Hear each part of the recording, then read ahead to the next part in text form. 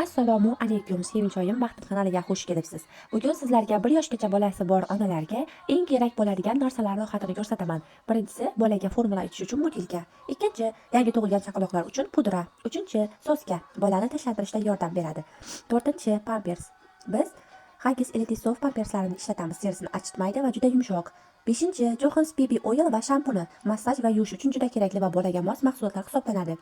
6. Parasetamol isitma yoki og'riq bo'lsa, shifokor tavsiyasi bilan ishlatiladi. Biz parasetamol shamchalari va siroplaridan foydalanamiz. 7. Viferon shamchalari immunitetni mustahkamlash uchun pediatr tavsiyasi bilan qo'llaniladi.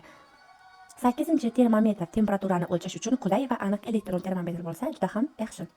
9. Probakter va Nareni Plus bolalarning ichak faoliyati va immuniteti uchun juda foydali.